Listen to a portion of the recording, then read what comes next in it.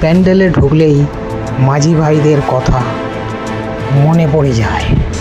সেই অন্ধকার আচ্ছন্ন জায়গা, আলো আঁধারি, সম্পূর্ণ প্যান্ডেলটি তৈরি করা হয়েছে।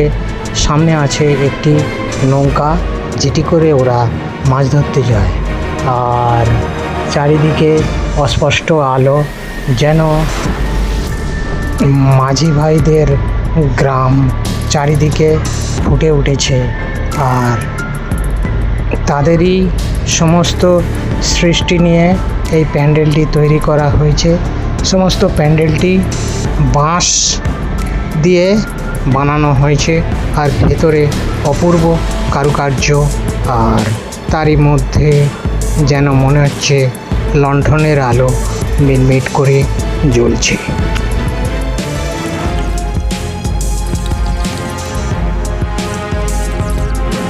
সব কিছু মিলিয়ে একটা অপূর্ব সুন্দর হয়েছে বলা যেতেই পারে।